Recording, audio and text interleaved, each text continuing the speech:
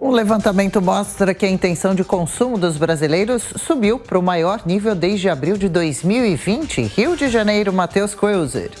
A intenção de consumo das famílias, apurada mensalmente pela Confederação Nacional do Comércio de Bens, Serviços e Turismo, avançou 3,1% em abril, descontados os efeitos sazonais.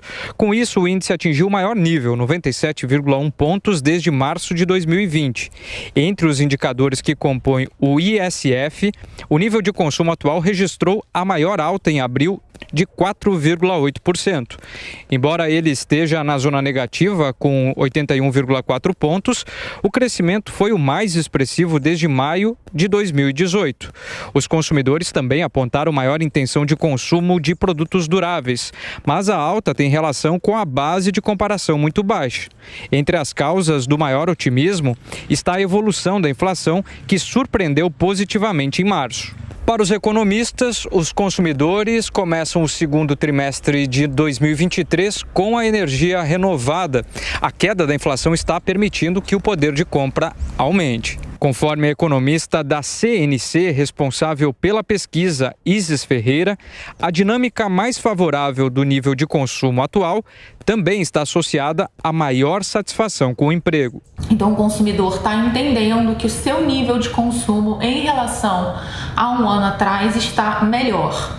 Isso tem a ver com a evolução positiva da renda pela inflação mais baixa e também a contínua geração de vagas no mercado de trabalho formal, que leva as pessoas a terem uma segurança maior no seu emprego e também na sua renda. Ainda segundo ela, a contínua geração de vagas formais e contratação de pessoas com menor nível de escolaridade pelo setor de serviços fez o índice alcançar o maior nível entre todos os indicadores da pesquisa, com 121,4 pontos. Cristiano Beraldo, brasileiro mais confiante em consumir, que você destaca da pesquisa? Olha, eu tenho um pouco de dificuldade de perceber isso nas ruas, né? Quando a gente conversa com as pessoas, não há um clima de ânimo. Talvez o consumo que seja pego pela pesquisa trate de um consumo necessário, coisas que as pessoas eventualmente precisam renovar nas suas casas, enfim. Mas o fato é que nós temos hoje as famílias muito endividadas, endividamento em nível recorde, uma taxa de juros muito alta, o que impede que essa dívida seja equacionada de uma forma a permitir que as famílias continuem consumindo, de forma que a gente precisa ver para que o Brasil cresça. E, na minha leitura, o que a gente tem na vida real é uma situação econômica extremamente desafiadora para as famílias brasileiras. Eu não conheço ninguém que nos últimos tempos me ligou para dizer que estava mudando de emprego, indo para um emprego melhor, que ia ganhar mais, que ia consumir mais, ia viajar mais, enfim.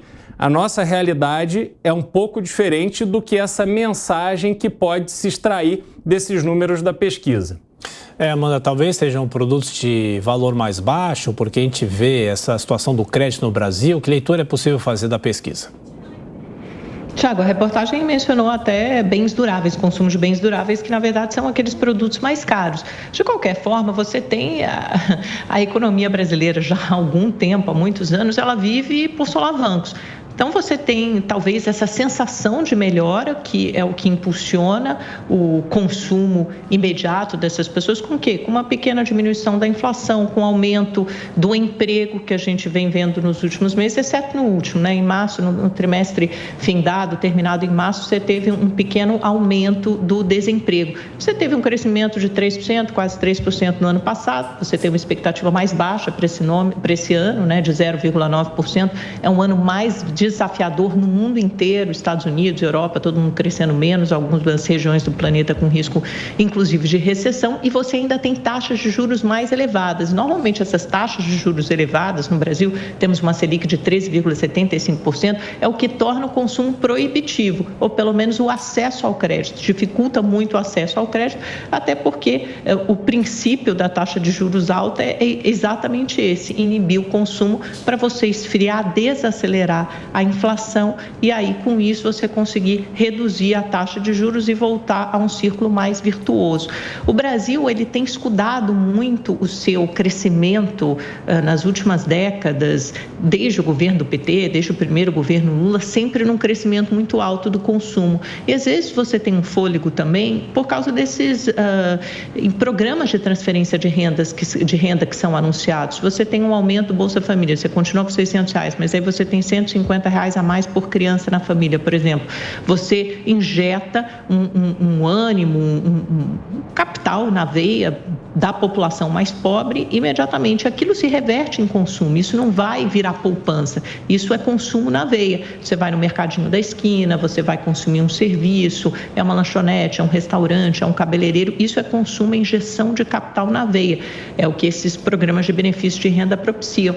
Então, talvez você tenha esse fôlego, um ânimo maior um pouco do consumidor, mas não significa que isso será duradouro. Para se transformar em algo duradouro, aí você precisa que outros indicadores da economia comecem a se mexer. Baixar a taxa de juros, uma redução mais consistente da inflação e aí sim sinalizar para um crescimento durável.